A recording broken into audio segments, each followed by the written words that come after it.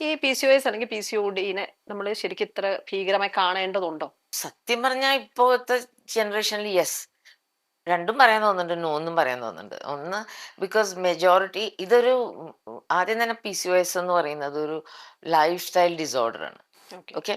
പണ്ട് നമ്മൾ 1900s രണ്ട് വേൾഡ് വാർ ഒക്കെ കഴിഞ്ഞ കാലത്ത് ഇന്ത്യ പട്ടിണി പാവങ്ങളുടെ രാജ്യമായിരുന്നു. Okay, we were very very very poor.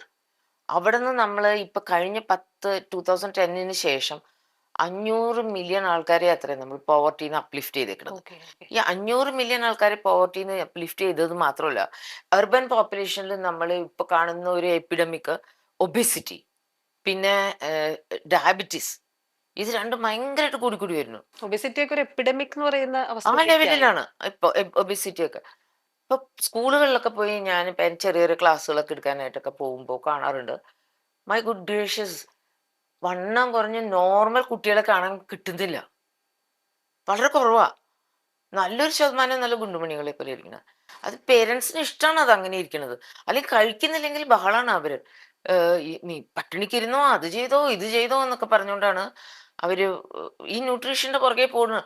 അല്ലെങ്കിൽ ഇത്രയും ഹെൽത്ത് ഡ്രിങ്ക്സ് ഒന്നും വിൽക്കേണ്ട കാര്യം തന്നെയല്ലല്ലോ ഈ നാട്ടില്. So these things are going happening. അപ്പൊ ഈ വണ്ണം കൂടുന്നതിന്റെ അനുസരിച്ച് ഈ ചെറിയ ലൈഫ് സ്റ്റൈൽ ചേഞ്ചസ് വരുന്നുണ്ട്. These are all expressive genes. അതായത് നിങ്ങൾ ആ പരിസ്ഥിതി കൊടുത്തില്ലെങ്കിൽ ഇത്തരം ജീനുകൾ എക്സ്പ്രഷൻ ഉണ്ടാവില്ല. ഓക്കെ. അതിന് വളരാനുള്ള ഒരു ചുറ്റുപാട്. ചുറ്റുപാട് ഓക്കെ. മിക്ക ജീനുകളെയും പോലെ തന്നെയാണ്. എക്സ്പ്രഷന് ആവശ്യമുള്ള എൻവയോൺമെന്റ് കിട്ടുമ്പോൾ മാത്രമേ ആ ജീൻ എക്സ്പ്രഷൻ ഉള്ളൂ. ഓക്കെ. അത് കൊടുക്കുന്നത് നമ്മളല്ല. ഓ ശരി. നമ്മളല്ല, ആ. പേരൻസ് ആണ്. ഞാൻ പറഞ്ഞ ഓക്കെ, ഓക്കെ. പറയുന്നു വന്നത്. ആ, ആ. അതിപ്പോ നമ്മൾ എന്നിട്ട് സ്ലൈറ്റ്ലി ആ കുറ്റം കുട്ടികളോട് പറയും.